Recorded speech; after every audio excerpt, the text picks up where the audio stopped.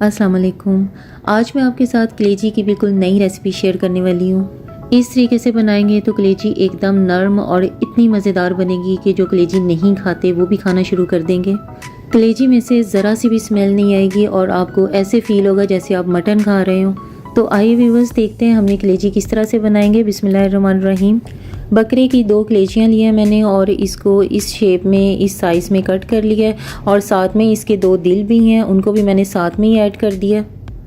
कलेजी को हमने अभी तक वॉश नहीं किया है, इसको ऐसे ही कट कर लेना है और उसके बाद इसमें 2 चम्मच लेमन का जूस ऐड करना है और साथ में 2 चम्मच सिरका ऐड करके इसको कलेजी के साथ अच्छी तरह से मिक्स कर देना है।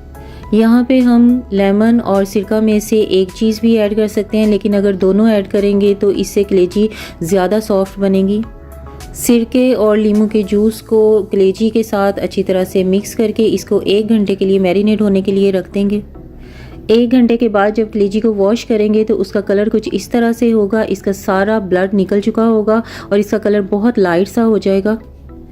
अब हमने कलेजी को एक बाउल में ट्रांसफ़र कर लेना है और उसमें 1 कप दही ऐड करना है। दही को अच्छी तरह से फेंट लेंगे, उसके बाद शामिल करेंगे और इसको भी अच्छी तरह से मिक्स कर लेंगे।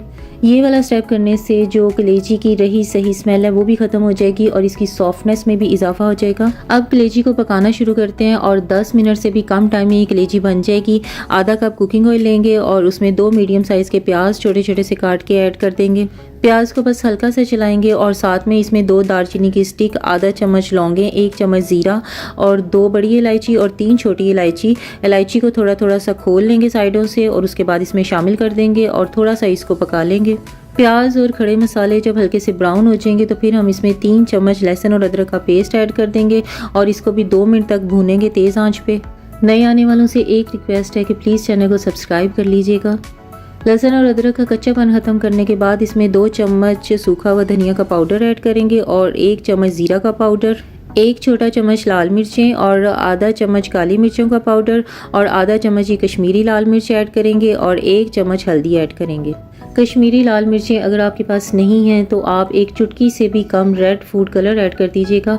उससे ये होगा कि इस ग्रेवी का कलर बहुत मज़े का आएगा।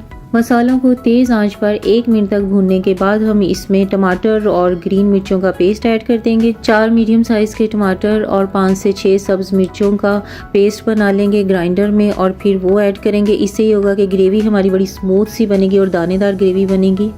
तेज़ आंच पे थोड़ा सा पानी लगा के 1 मिनट तक मसाले को भूनेंगे और उसके बाद इसमें दही में मिक्स की हुई कलेजी ऐड कर देंगे।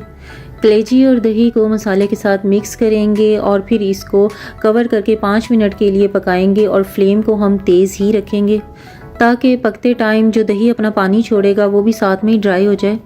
व्यूअर्स, इस तरीके से बनाने से एक तो कलेजी का अपना फ्लेवर बहुत मज़े का बनेगा, उसमें से बिल्कुल भी स्मेल नहीं आएगी और सेकंड इसकी जो ग्रेवी बनेगी वो इतनी यमी बनेगी कि खाने वाले जो हैं वो प्लेटें तक चाट जाएंगे। कलेजी ऐड करने के साथ ही 1 चम्मच नमक भी ऐड कर देंगे। फ्लेम को हमने तेज़ ही रखना है और ऐसे ही पकाते हुए हम इसमें 1 कप मलाई ऐड कर देंगे। प्रेफर कीजिएगा कि इसमें घर की ताज़ा मलाई ही ऐड करें, लेकिन अगर आपके पास नहीं है तो आप बाज़ार की फ़्रेश क्रीम भी ऐड कर सकते हैं। अगर आप ज़्यादा ग्रेवी नहीं बनाना चाहते हैं, एक नॉर्मल सी ग्रेवी बनाना चाहते हैं, तो फिर आप इसमें दही जो हम कलेजी में ऐड करेंगे वो आपने आधा कप ऐड करना है और मलाई भी आपने आधा कप ही ऐड करनी है। मैंने दही भी 1 कप ऐड किया था और मलाई भी 1 कप ऐड की है, जिससे ग्रेवी इसकी ज़्यादा बनेगी। मलाई ऐड करने के बाद इस ग्रेवी को ज़्यादा पकाना नहीं है, जस्ट मलाई को मिक्स करना है और उसके बाद इसमें अदरक के कटे हुए स्लाइसेस और कुछ सब्ज़ मिर्चें जिसके सेंटर में कट लगा लीजिएगा वो ऐड करके हल्की सी आंच पे 2 मिनट के लिए कवर करके रखेंगे ताकि ये अपना ऑयल रिलीज़ कर दे। लीजिए व्यूअर्स, इतने कम टाइम में हमारी कलेजी बन चुकी हुई है और आप देख सकते हैं कितनी मज़े की बनी है।